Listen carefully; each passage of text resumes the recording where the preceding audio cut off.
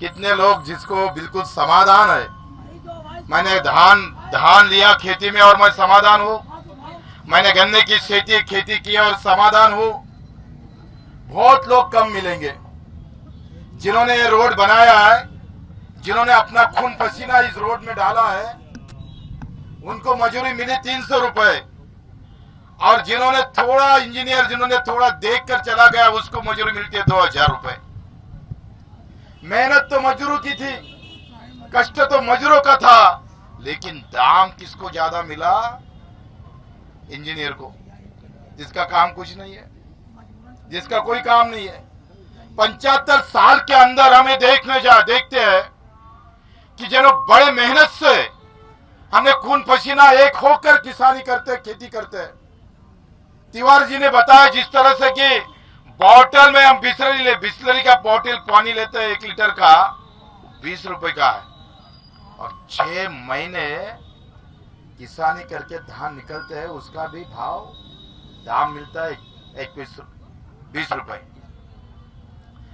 20 रुपए की बॉटल बनने 4 मिनट भी नहीं लगता, और धान उत्पादन के लिए 6 महीने चले जाते हैं। तो ये न्याय नहीं होता है। हम प्रभु रामचंद्र जी के प्रार्थना करने आए कि इसके लिए हमें शक्ति दो। बहुत सब लोग फूल माला चलाने आते हैं, हम तो किसान का मेहनत का जो अनाज है वो चढ़ाने आए। मित्रों, हमारे सब दोस्त लोग कि अभी ये लड़ाई छोटी दिखती होंगी, लेकिन किसान के हित में हमने सब धर्म और पार्टी थोड़ी बाजू में छोड़कर आना पड़ेगा, एक होना पड़ेगा। हम इतने दूर से आए। जब तिवारी जी और मिश्रा जी ने कहा कि राम जन्मभूमि के साथ साथ एक शहीद भूमि भी है, जिन्होंने 1857 में जैसा मुंबई में हमें अभियान शुरू किया 15 अक्टूबर में, वहां मोहन जी धेडिया, मंगेश जी धेडिया और सैयद हुसैन शहीद हुए। मंगेश जी धेडिया ये दलित थे और सैयद हुसैन मुस्लिम था। कोई धर्म और जात की बात नहीं चल रही थी उस टाइम। वो जो अंग्रेजों का कमिश्नर था, आयुक्त था, उन्होंने तोप से उड़ाया था मुंबई के अंदर। दोनों लोगों की भी सभी के टुकड़े टुकड़े हो गए थे। 3 दिन उठा नहीं पा रहे लोग। और यहाँ भी वही हुआ।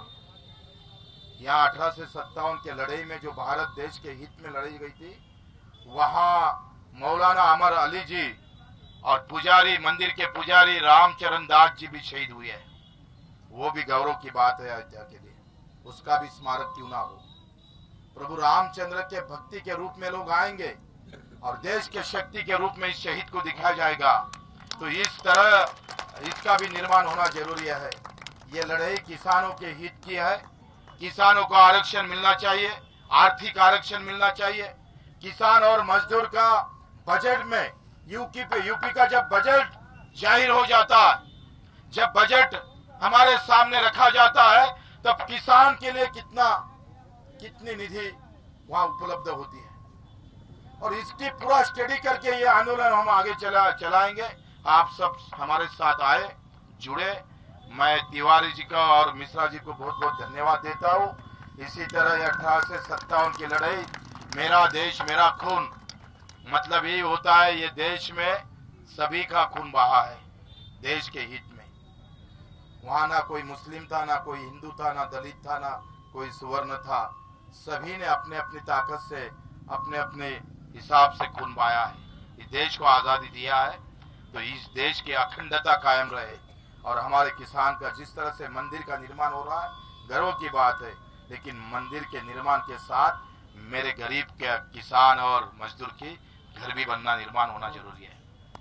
इधर मंदिर बनाएंगे हम बहुत ताकत से, लेकिन किसान का घर पड़ा रहेगा। मैं एक किसान को बोला कि तुमने किस पैसों से ये घर बनाया? मैं कर्जा उठाया है बैंक से।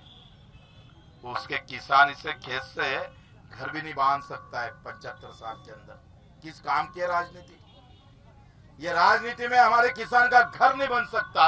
घर बन करने के लिए अगर कर्जा लेना पड़ता है तो ये बहुत शर्म की बात है। चाहे सरकार किसी की रहे, पार्टी बाद में, किसान पहले। जिस तरह से हम बोलते हैं किस्सा, गर्व से कौम हिंदू है, गर्व से कौम मुसलमान है, गर्व से कौम कोई बोलते बौद्ध है, दलित है, हम ये कहना चाहते हैं गर्व से कहो हम किसान है, इस देश की शान है। इस नारे से हमको आगे जाना पड़ेगा, सबको साथ लेकर ये आंदोलन आगे चलाएंगे।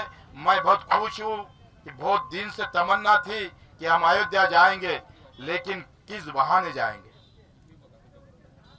किसी लिए जाएंगे, किसके लिए जाएंगे।